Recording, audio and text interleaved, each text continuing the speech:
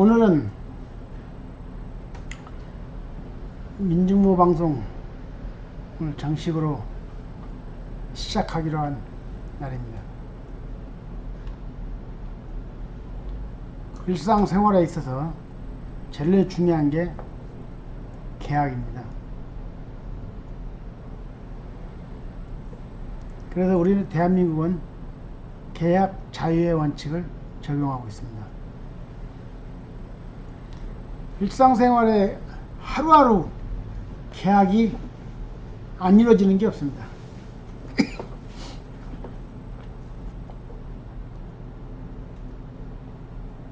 계약의 기본 원칙은 청약입니다. 청약과 승낙.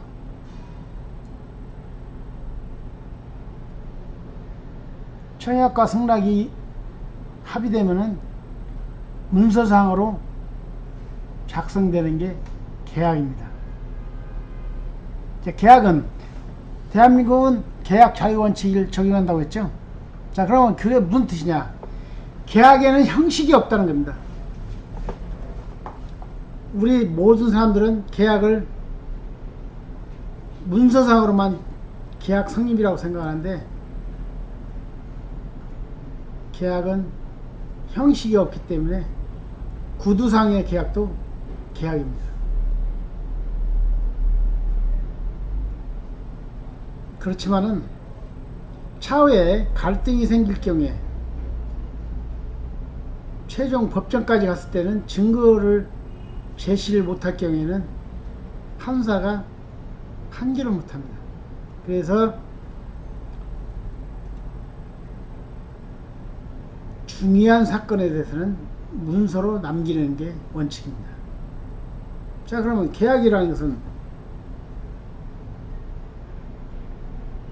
간단합니다.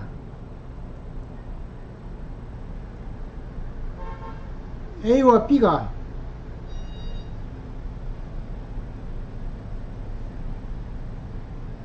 슈퍼에 가서 맥주 한 병을 샀을 때 맥주 한 병 주쇼, 청약입니다. 돈을 내요. 돈을 내면 주겠소. 승낙입니다. 그게 계약입니다. 그것도 내가 맥주 한 병 주쇼. 그런데 저짝에 승낙 조건이 돈이지 않습니까? 근데 맥주 한 병에 2,000원인데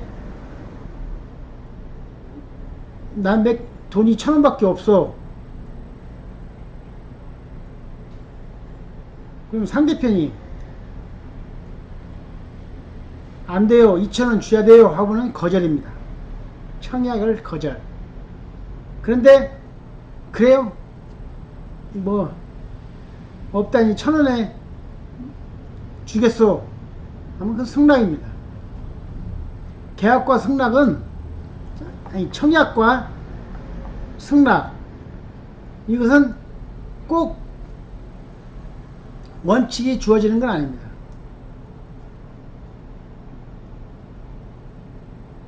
예를 들어 주택도 마찬가지입니다. 부동산도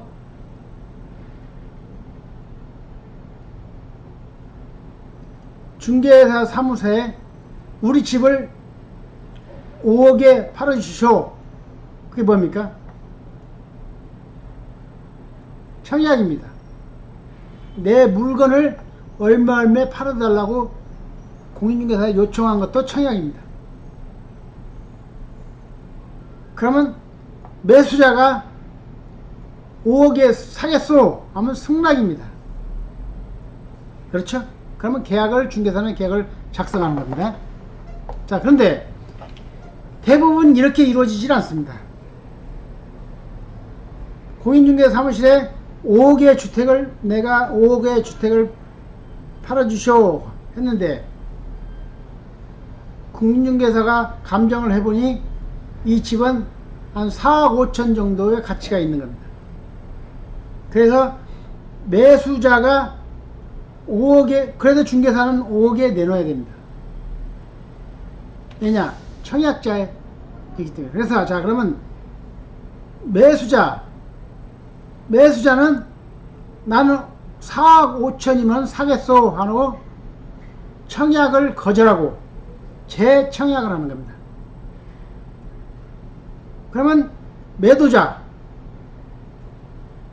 나는 5억을 받겠소. 나는 4억 5천이면 사겠소. 이럴 경우에는 중개사가 나서야 됩니다. 자, 서로 5억 1천만 원의 갭이 생기는데 중개사에 객관적으로 봤을 때는 이 집의 가치는 4억 5천 정도로 예상합니다. 그러니 4억 5천에 팔수면 좋겠습니다. 그러니까 뭐라고 하겠습니까? 매도자는 그건 안 되겠습니다. 저는 꼭 5억을 받아야 되는데 정 그러시다면은 반절 나눠서 4억 7,500에 팔겠소. 그러니까 재청약을 합니다. 청구를. 자 그러면 매수자 중개사는 또 어떻게 해야 됩니까? 매수자에게 5억을 안 판다는데 중개 행위에서 조정을 해가지고 5천만 원의 갭을 2,500석 양보해가지고 5억 7,500, 4억 7,500에 판다니 매수자도 그 정도에서 양보하고 샀으면 좋겠습니다. 그럼 또 매수자는 뭐라고 합니까? 거기서 바로 4억 7,500에 산다 하면 그냥 승낙이 되는 겁니다. 그렇죠? 그런데 또 매수자는 또 거기서 뭐라고 하냐면 에이 세금도 있고 저거 하니까 500만원 짜투리 자르고 4억 7천에 하시죠 그런답니다. 보통 그렇습니다. 그럼 중개사가 또 막 저기 해가지고 이제 매도자한테 갑니다. 매수자가 뒤에 세금도 적고 해갖고 하니까 500 빼고 4억 7천에 하면 매수한답니다. 그러면 또 어떻게 합니까? 매도자는 그렇게 하시죠 하면 승낙이 되는 겁니다. 안 되겠소. 더 이상 양보는 안 되겠소 하면 거절이 됩니다. 자 그럼 여기서 청약자와 승낙자는 얼마든지 바뀔 수가 있는 겁니다. 내가 청약을 했다고 해서 끝까지 청약자가 되는 것도 아니고 내가 승낙자가 된다고 해서 승낙자가 됩니다. 계약이라는 것은 청약 승낙, 제약 승낙, 청약 거절 재청약, 청약 거절 재청약 이런 과정이 반복되게 이루어지는 게 계약입니다. 자 그러면은 자 4억 7,500에 합의를 본 겁니다. 자 그럼 그 다음부터는 중개사의 몫입니다. 공인중개사는 이제 그 서류를 띄고 등기부등본 띄고 도시계획 띄고 건축물 대장 띄고 뭐 하자가 있는지 서류를 준비 다 합니다. 자 매도자의 신분증과 그 부동산 토지의 소유자의 확인을 합니다. 매수자의 인적사항을 받습니다. 자 그러면 여기서 권리분석을 합니다.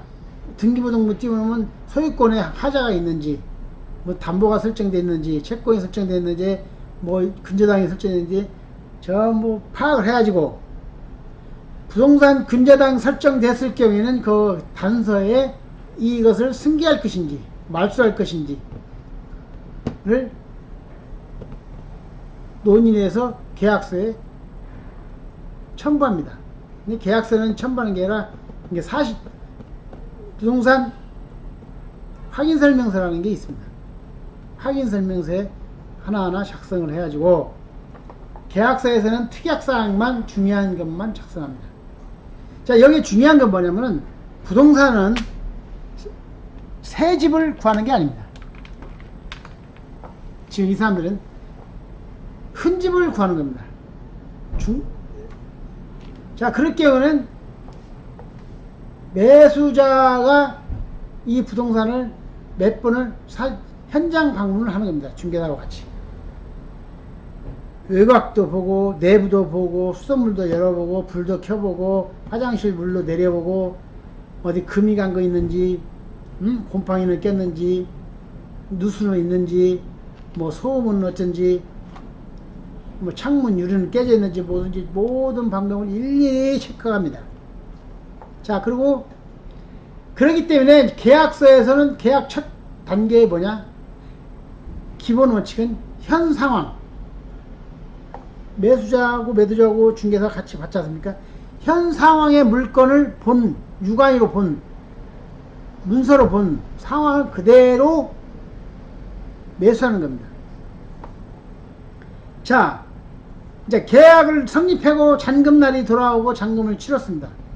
근데 잔금을 치르고, 자, 이상 없이 입주를 했는데, 재수없게 한 달도 전에 화장실 물이 터진다든가, 어디에 누수가 생긴다든가, 보일러가 작동이 안 된다든가, 이런 경우에, 그럼 문제가 되는 겁니다. 그러면, 자, 매수자는 원망을 하겠죠. 중개사한테. 중개사님, 이게 무슨 경우입니까? 물이 터지고 저거 했는데, 뭐, 관리상 뭐면 매도자가 고쳐줘야 되는 거 아닙니까? 얘기를 합니다. 그럼 이런 과정이 오해를 하고, 뭐, 옛날에는 뭐 6개월 안에는 하자가 보도될 때 고쳐줘야 되느니 뭐느니 하지만은 절대 대부분 판례는 그렇지 않습니다. 자, 왜냐? 이거 명확하게 구분되지 않을 경우에는 계약이 성립된 후에 갈등이 생깁니다. 그래서 계약 당시 현장에서 유관인을 본 상태, 그 상태로 인수하는 조건입니다. 잔금이 성립 이루어지고 소유권이 변경된 이유는 그 다음날부터는 매수자의 책임입니다. 왜냐? 이 새 아파트, 새 빌라를 샀을 경우에는 하자 보수 기간이 있겠지만은 이 집은 중고를 파는 겁니다.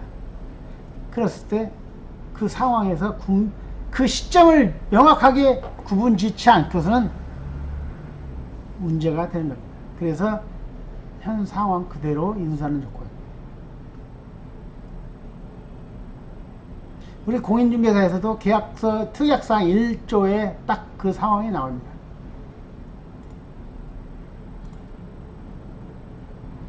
뭐라고 나오냐? 현 상태 그대로 인수한다.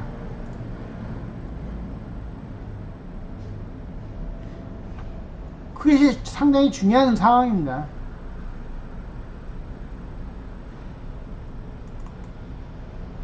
제가 예를 들어서 한번 보겠습니다. 매매건.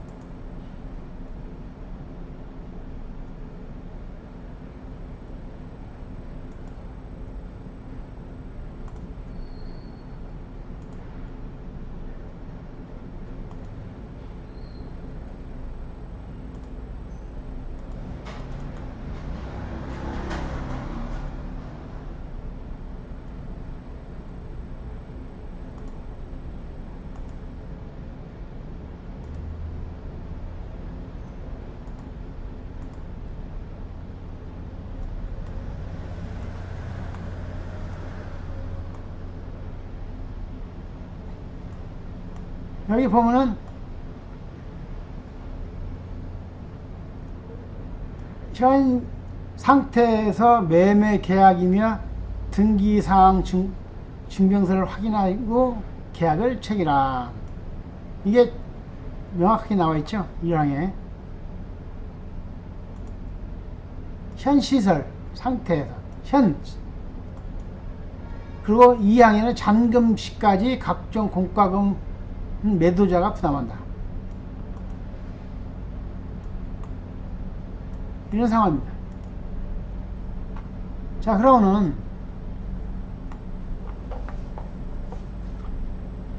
부동산도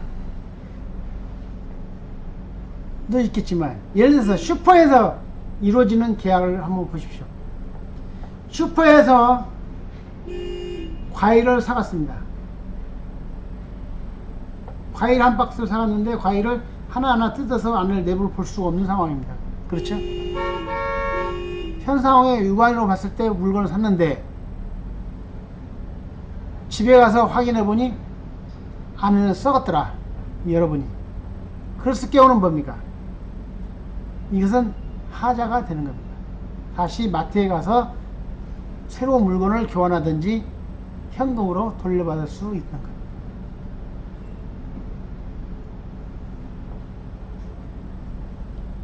자, 그런데 슈퍼나 마트나 이런 확정적인 고정되어 있는 회사에서는 명확하지만은 길거리표, 노점상 차에 다니는 데서 물건을 삽니다. 집이 이건 뭐 깨끗하고 아주 상태가 좋습니다. 뭐 이건 완벽합니다. 뭐 국산입니다. 뭐입니다. 딱 샀습니다. 그런데도 불구하고 집에 와서 보니 하자가 생긴 겁니다. 그랬을 경우에는 보는 뭐 외국산이에요. 그렇다고 해서 그 사람에게 책임을 물을 수 없다는 겁니다. 이런 과정이 계약과 청약, 하자가 이루어지는 겁니다. 특히 지금 공인중개사 자격증을 따고 신규 업을 시작하는 사람들은 계약이 이루어지는데 상당히 어려움을 겪었습니다. 작성하는데 당황하고 어떻게 해야 될지, 어떤 특약을 내야 될지, 그리고 청약자와 매도자와 매수자의 관계를 어떻게 중개를 할 것인지 여러 가지가 고민이 될 겁니다. 자, 그래서 저는 앞으로 이제 그 시간 나는 대로 공인중개사가 할 수 있는 일, 해야 될 일, 꼭 빠뜨리지 않고 작성을 해야 될 일을 설명하겠습니다. 왜냐하면 부동산은 금액이 상당히 크기 때문에 하자가 생길 경우는 감당하기 힘든 책임이 따릅니다. 중개수수료 100만원, 200만원 벌려고 중개했다가 몇천만원을 배상해 줘야 할 상황이 이루어질 때가 있습니다. 중개 사고가 날 경우에는 상당히 피해가 크다는 겁니다. 그래서 중개사들은 이런 상황에 대비하기 위해서 공제보험을 들었지만은 어차피 공제보험도 사고가 날 경우에는 구상권이 행사되는 겁니다. 그래서 자, 우리는 어떻게 해야 됩니까? 중개사 자격증을 시험 볼 때는 말 그대로 기초 개론입니다. 개론. 중개를 할 수 있는 기본적인 요건만 갖춰져 있다는 겁니다. 제가 경험상에 공인중개사 업을 시작한 3년 정도 되니까 눈에 보이더라 이겁니다. 손님 다룰 줄도 알고 부동산을 볼 줄도 알고 같이 평가할 줄도 알고 3년 정도만 되면 어느 정도 보이는데 개업한 1년, 2년 사이에서 부동산 사고가 날 경우에는 대책이 없다는 겁니다. 그래서 계약 관계된 것을 열심히 공부를 해야 되고 실력을 쌓아야 됩니다. 근데 아직 우리 협회에서는 공인중개사 신규 업자들에게 와닿는 교육이 없습니다. 실무적인 교육. 또한 현장 실습 기간을 두어야 한다 하는 말은 있겠지만 적어도 제가 생각에는 현장 실습 1년 정도는 경험이 필요합니다. 우리 공인중개사는 준 법을 행사하고 있는 중개사입니다. 통계학적으로 봤을 경우에 우리나라가 신규 공인중개사 개업을 하고 1년 내에 폐업하는 사람이 50%가 넘는다고 합니다. 2년 내에 폐업하는 사람이 70%가 된다. 그러니 공인중개사가 개업해가지고 살아남는 확률은 30%밖에 안 됩니다. 자, 그러면은 한번 따지고 봅시다. 1년 내에 개업해서 폐업하는 사람이, 업을 접는 사람이 50%라면은 1년에 전국적으로 신규 개업하는 사람이 10,000명 정도 된답니다. 10,000명. 자, 10,000명인데 공인중개사 개업을 할 경우에는 보증금, 인테리어, 권리금, 왜냐하면 공인중개사는 자리가 좋아야 되기 때문에 거의 권리금이 있습니다. 자, 이런 걸 따졌을 때 보통 투자 비용이 한 7, 8천만 원 정도 예상합니다. 거기에 1년간 유지하는데 한 달에 한 300 정도 되면 한 3천만 원 정도 나갑니다.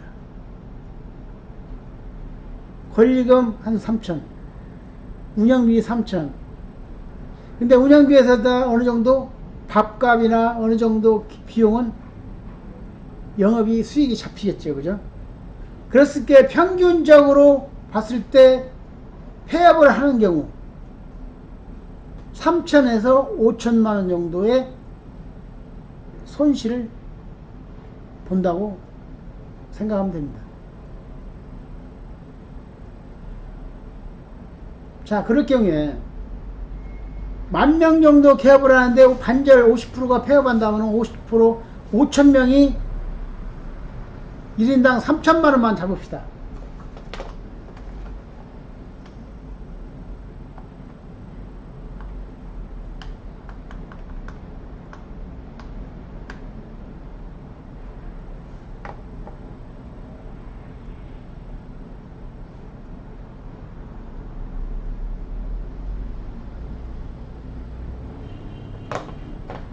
무려 1,500억이 날아가는 겁니다.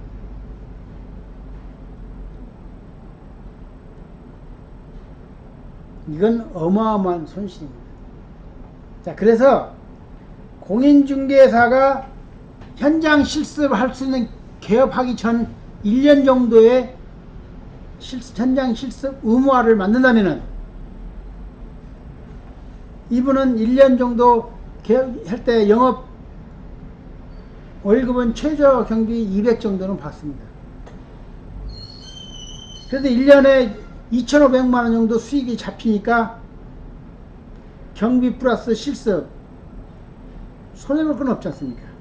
자, 1년 정도 경험해보고 이 정도면은 내가 영업을 나가도 개업을 해도 괜찮겠다. 이 상황에서는 개업하면 안 되겠다. 판단이 설 거 아닙니까?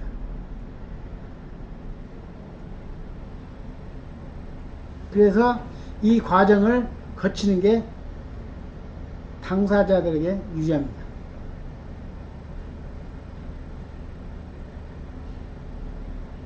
그래서 끊임없이 공인중개사협회에서는 현장 실습 기간을, 의무기간을 1년 아니면 2년 정도 필요하다고 주장하는 겁니다.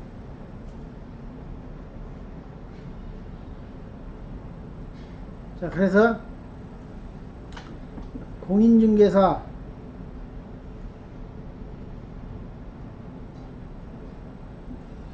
많이 배출하지만은 현장에 있어서 어려움이 많이 겪고 있습니다.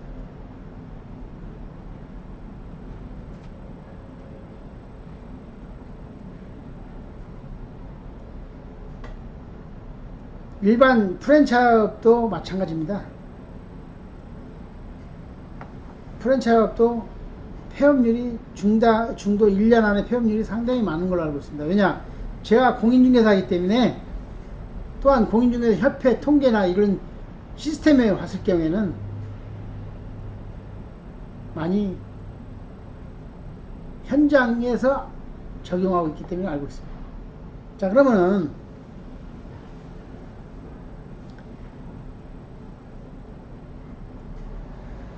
사람들이 폐업하고 정년퇴직하고 퇴직금 모아서 하는 사람들이 프랜차이즈 사업입니다. 쉽거든요. 그래도 공인중개사는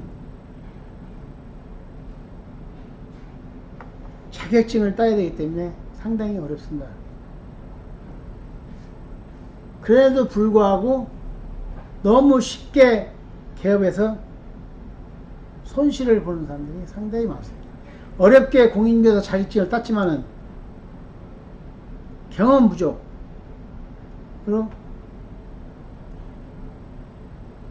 1년 고생하고 경제적 손실 보고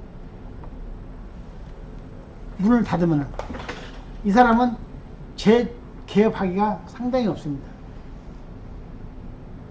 꽃도 피기도 전에 포기하는 겁니다. 어렵게 공인중개사 자격증 땄는데 그 1년 손실 보고 문을 닫으면 그 사람이 재개업, 재시도하기가 어렵지 않다.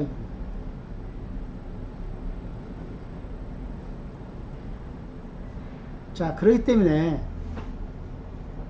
이왕 공인중개사 자격증을 따가지고 개업한 사람들은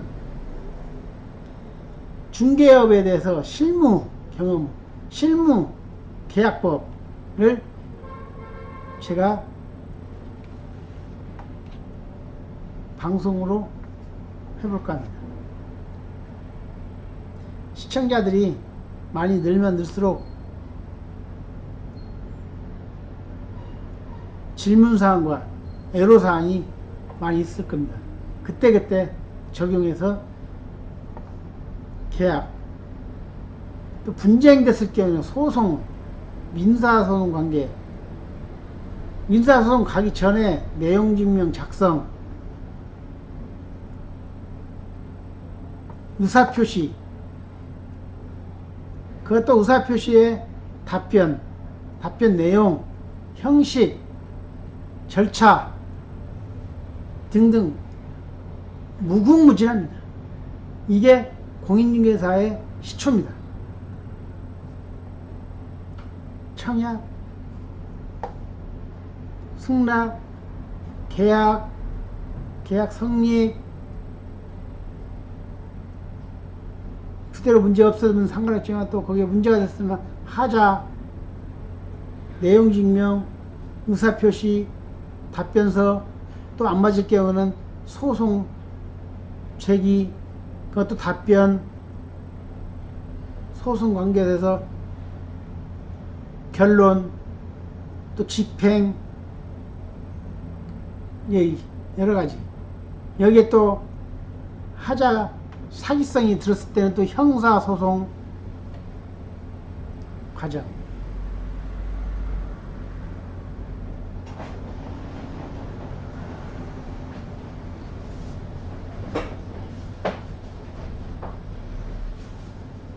이로써 오늘 방송을 종료하겠습니다.